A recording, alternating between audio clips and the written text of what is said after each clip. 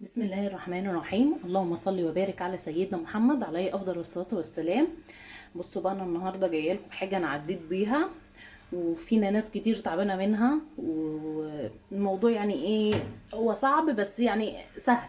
هقول لكم ايه السهل اللي فيه. الصعب ان انت ما بتقدريش تخسي بسهوله، وبالذات لما الحرق عندك يقف. في ناس كتير من كتر الدايت الحرق عندها بيقف، وانا واحده من دول. بص، انا كنت بعمل حاجه والناس قالت لي عليها الحاجه دي، وعملتها كتير بس ما جابتش معايا نتيجه. لازم يبقى دايت جامد قوي قوي، وامنع اكل العيش وامنع الرز عشان اقدر اخس، عشان الحرق عندي يوقف.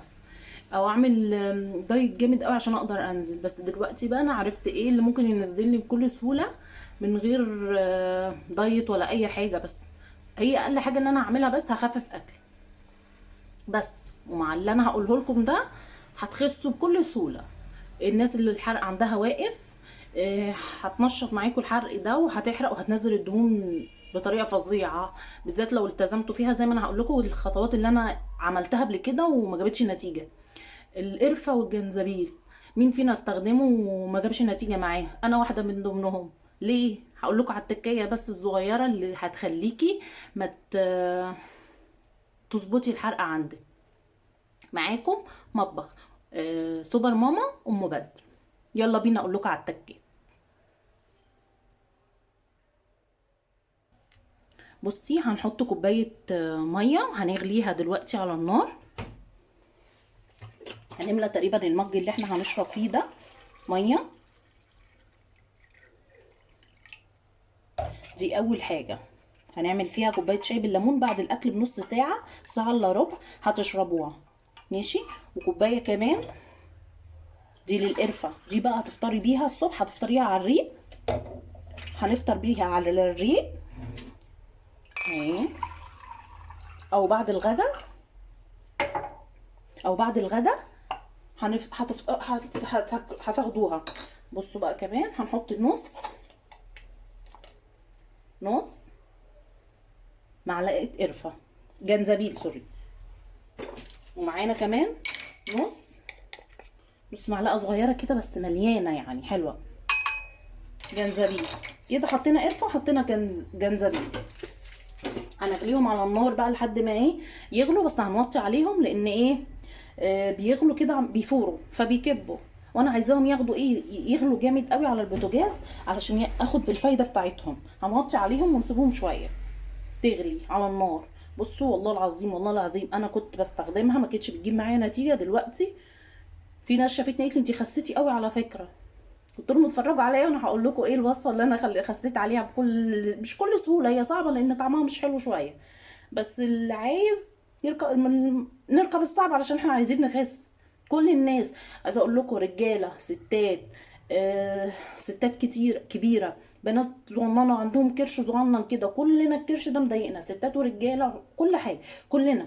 الطريقه دي والله العظيم هتنزل كرشك بطريقه رهيبه. بس اهم حاجه ان انت تلتزمي بالخطوات دي وتشربيها. هتفرق معاكي قوي والله العظيم. يومين بالظبط هتحسي بالفرق جامد. شوفي بقى، تخيلي لو مشيتي بالظبط عليها مده اسبوع. اهم حاجه ما تنسيش الاشتراك واللايك عشان يوصلك كل جديد. انا شايفه ايديكي الحلوه دي خلاص اهي، هتدوس لايك وهتدوس اشتراك. يلا بينا يلا بينا. بصوا، انا حطيتهم خلاص على النار اهو. الشاي بالليمون بعد الغدا بعد الفطار بعد العشاء ده كويس قوي والله العظيم. انا جربتهم ونزلت عليهم من غير تعب، ولا حرمت نفسي بقى ولا من الرز ولا معيش باكل، بس الكميه قللت بس. هتقللي بس وهتمشي على الطريقه دي والله العظيم هتخسي، وهتشوفي حاجات في جسمك وبطنك نزلت معاكي. القرفه الصبح على الريق، ممكن بعد الغدا مش عايزه تشربي ليمون براحتك بالشاي، ممكن القرفه تشربيها 3 مرات. بصوا هتغلي معايا اهي. هسيبها بقى واوطي عليها واسيبها تغلي بقى تدي مع نفسها شويه، عشان بس انا عندي العين هنا عاليه. هنقلها على العين الواطيه، هتوطي عليها بقى وتسيبيها براحتها خالص. بصي، لو شربتي القرفه دي بالذات بالجنزبيل الصبح وبالليل و3 مرات هتحسي بالفرق، وهتلاقي بطنك دي نزلت خالص. الستات من الحمل ومن الولاده بطننا كلنا غصب عننا ومن الاكل. وبعدين احنا بقى ستات قاعدين في البيوت، نفتح التلاجة نلاقي طبق عنب ناكله. تيجي تاكلي ابنك ما يرضاش ياكل، تقومي برضك حطها في بقك. يعني خد الاكل طعمه حلو والله ماما مش عايز، تقومي حاطه اللقمه في بقك. بتعملي الاكل تدوقي، تقعدي على الترابيزه تاكلي العيال، تزعقي مع ده وده مع ده، ما تحسيش انت اكلتي ايه اصلا فتاكلي. بالليل من التعب تخلصي يومك تاكلي. الرجاله برضك لو انت اكلك حلو قوي بيتخانقوا مننا غصب عننا. الستات مطرح الولاده، الولاد الصغننين دول اللي ما بيلعبوش رياضه، اللي هم البنات او الصبيان ما بيلعبوش رياضه. في ناس والله رفيعه بس كرشها ده تلاقي عندها كرش صغنن كده، دي بقى القرفه دي والله هتنزل لك الكرش ده ايه، هتنسفهولك.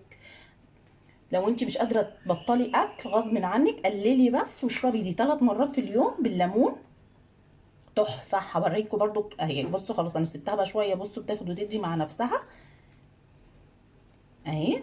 وانا كده حاطه برضو ميه للشاي، هوريكم برضو الطريقه. هي كده غليت كفايه عليها والميه التانية غليت، هكمل معاكم. خلاص انا غليت بقى القرفه دي اول كوبايه، عصرت بقى ليمونيه بحالها، ليمونيه بحالها كده عصرتها عليها على المج من غير سكر. اللي عايز بقى يحط سكر دايت، اللي الناس عايزه تخس يعني، مش هتبقي عايزه تخسي وكمان هتشربي لي سكر، لا معلش استحملي بقى. يعني انت مش قادره تبطلي اكل، لا هنقدر برضو ان احنا ننزل، بس يعني هنستحمل، لازم نتك على نفسنا شويه. دي بقى الصبح بالليل ممكن تشربيها 4 مرات، هتنسف معاكي الكرش وهتنسف معاكي الدهون، وجسمك اصلا هتحسي المقاسات اتغيرت معاكي. انا طول عمري بعاني من الموضوع ده.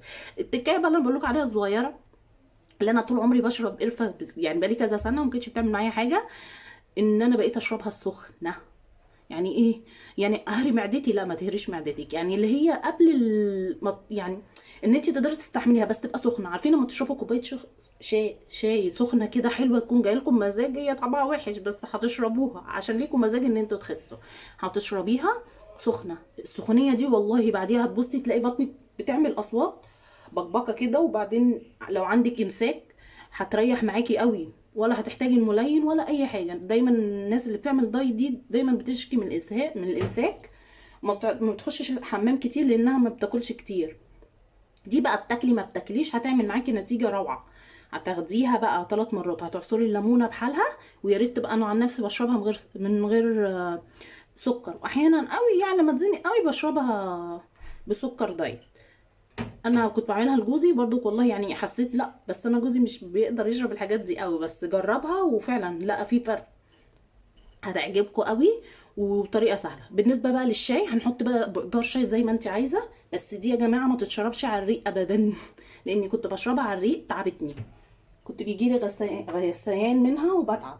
فالناس برضو اللي عندها قولونها تعبان، بتتعب من الحاجات على الريق، بلاش منها. هنحط بقى نص معلقه شاي او على حسب انت الشاي اللي بتحبيه، ويفضل برضو الشاي يبقى خفيف شويه لانه لو تقيل هتبقى حادق. وهنعصر عليها، مش هنعصر، هنصب عليها الميه، ميه مغليه، وهنسيبها، هنقلبها بقى ونسيبها شويه كده 5 دقايق ولا حاجه، بس الشاي مع الميه عشان دي ميه مغليه تاخد طعم الشاي كده مع بعضها. وبعد كده هنعصر عليها بقى ليمونه، نص ليمونه على حسب ما انت تقدري تستحملي، وكل ما يبقى الليمون اكتر يعني بيبقى افضل. انا عن نفسي يعني بحط نص او واحده على حسب يعني، بس دي يا جماعه ما بلاش تشربوها على الريق، يعني بعد الفطار يا ريت تفطروا، لان الليمون مع الشاي بيحسسك ان عايزه ترجعي مش عارفه، هي بترفع الضغط فيها حاجه. انا عن نفسي جربتها، في ناس ممكن تقدر تستحملها، انا عن نفسي ما استحملتهاش. انا افضل حاجه ليا بالنسبه دي على الريق الصبح، جميله. بحس ان معدتي لا في حاجه، بالليل بحس ان في حاجه، لا هتفرق معاكم قوي. بس التكنه اللي قلت لكم عليها انا جربتها كتير والله ما كانتش بتعمل معايا حاجه قوي، يعني كنت بتلاقيها مع العيال مع الاكل بشربها دافيه، لا هي كانت بتعمل بس هي يعني نسبتها ما فيش. لكن كده وهي سخنه، جربوها وهي سخنه، كل ما تبقى سخنه معاكم عارفين بتاخد الدهون، بحس ان هي بتسلي البطن كده وبتنزلها. هتعجبكم قوي الطريقه دي. واحنا برضو محتاجين نبطل اكل شويه، يعني نقفل بقنا شويه عشان نقدر نخس. بنتعب لما بنيجي نشتري هدوم او لما بنيجي نطلع سلالم، كله ليك انت برضو لصحتك ولبيتك برضو. ويا ريت كلنا نمشي شويه، نتعب شويه في البيت، يعني بلاش الخطوه الضيقه، نوسع خطوه رجلينا شويه، نتحرك كتير اكتر. ننزل نتمشى. ما قدرتيش تتمشي ممكن تمشي على الوصفه اللي انا قلت لك عليها دي، تحفه والله باذن الله هتعجبك قوي. دوري عليا وتعملي لي اشتراك سوبر ماما مباد، هتعجبكم ان شاء الله باذن الله. هتدعوا لي لو جت نفعت معاكم. الناس اللي بتشرب قرفه كتير وما كانتش بتجيب معاها نتيجه زيي، بصوا هتفور لكم معدتكم وهتعجبكم قوي الطريقه دي، وهتوفروا فلوسكم ان انتوا مش هتروحوا تجيبوا دواء زي انا قعدت فتره اجيب برشام وكده عشان انزل، وما كنتش بنزل برضو، كان حرق واقف عندي، وكنت بحرم نفسي تقريبا من كل حاجه. باكل حاجه حاف ممكن اكلها والله العظيم كان بيجي عليا باكل الجبنه والحاجات بالخيار والجرجير علشان ما امنع نفسي من الاكل. وكنت ببقى تعبانه قوي ومودي بيقلب معايا ان ببقى نكديه ومش مستحمله ودايما مخنوقه وبتقلب معايا باكتئاب. لا اشربوا دي وكلوا اللي نفسكم فيه بس بكميه بسيطه، وبلاش العشاء بالليل متاخر. اختي برضه كانت بتقول لي انا بحاول اخس والله مقلله اكلي وما بنزلش. انا بقول لك بقى اشربي دي وهتعجبك قوي الطريقه وهتدعي لي، بس لازم تبقى سخنه، لازم تبقى سخنه، مش لازم تهروا معدتكم عشان ما يجيلكمش قرحه، بس لازم تبقى سخنه، يعني اللي هي تقدري تشربيها. كل ما تبقى سخنه تبقى افضل ليكي.